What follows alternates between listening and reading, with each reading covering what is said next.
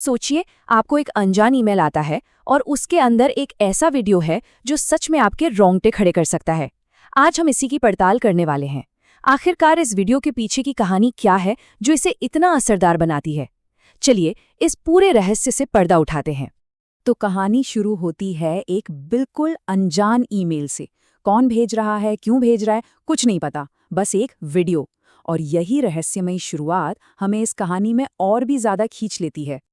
तो सबसे बड़ा सवाल यही है कि आखिर उस वीडियो में ऐसा था क्या जो उसे इतना भयानक बना रहा था। चलिए उस ईमेल में छिपी कहानी को परत दर परत खोलते हैं और देखते हैं कि मामला क्या है। ठीक है, तो इस कहानी को ठीक से समझने के लिए हमें सबसे पहले उस ईमेल पर ही गौर करना होगा जहां से ये सारा मामला शुरू हुआ। पहला सुराग हमें वहीं से मिलता है। तो ये ईमेल भेजा था नाइजीरिया के रहने वाले एडम नाम के एक शख्स ने। उसका कहना था कि भाई ये वीडियो इतना डरावना है कि वो इसे शेयर किए बिना रह ही नहीं सका। देखिए, जब एक असली नाम और जगह का जिक्र होता है ना, तो कहानी अपने आप में थोड़ी और सच्ची और थोड़ी और डरावनी लगने लगती है। तो कहानी हमें ले जाती है नाइजीरिया की एक बिल्कुल नॉर्मल सी रात में। सब कुछ एकदम शांत था, एकदम सामान्य, या कह सकते हैं कि ऐसा लग रहा था। देखिए, एडम और उसके दोस्तों का एक रूटीन था। हर रात को पास वाले बगीचे में जाकर खेलना, ये उनकी आदत थी, रोज का काम था। पर उस रात उनका ये रोज का सुकून भंग होने वाला था।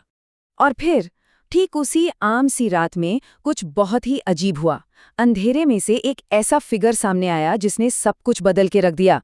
बगीचे के ठीक बीचों बीच लैंप पोस्ट की हल्की सी रोशनी में काले कपड़े पहने एक औरत अजीब तरह से नाच रही थी।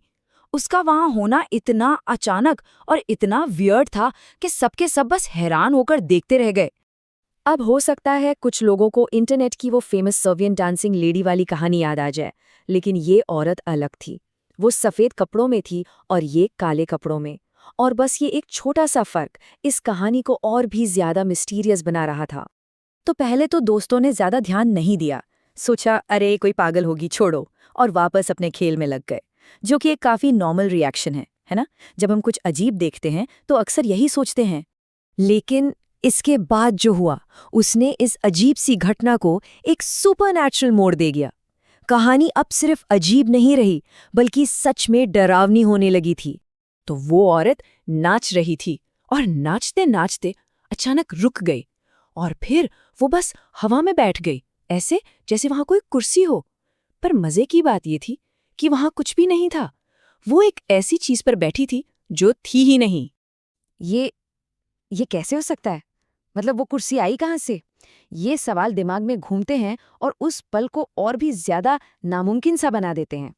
और ठीक उसी पल, जब डर और सस्पेंस बिल्कुल अपनी पीक पर था, कहानी ने एक ऐसा टर्न लिया जिसके बारे में किसी ने सोचा भी नहीं था।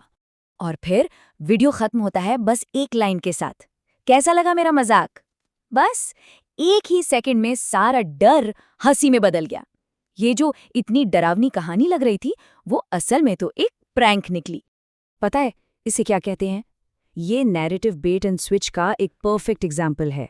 ये एक ऐसी टेक्निक है जिसमें कहानी बनाने वाला पहले आपको डराता है, आपकी उम्मीदें बढ़ाता है, और फिर एकदम से कुछ और ही दिखाकर चौंका देता है। और सच कहूं तो यही वजह है कि ये वीडियो इतना वायरल हुआ और लोगों को याद रह गया। तो ये सब हमें एक बहुत बड़े सवाल पर लाकर खड़ा कर देता है कि हम ऑनलाइन देखी जाने वाली चीज़ों पर आखिर कितना भरोसा करें। एक कहानी जो हमारे रोंगटे खड़े कर सकती है, हो सकता है कि वो सिर्फ अटेंशन पाने के लिए बनाया गया एक स्मार्ट मजाक हो। तो अगली बार जब कुछ वायरल दिखे तो ये ज़रूर याद रखिएगा कि हर चीज़ वैसी नहीं होती जैसी दिखती है।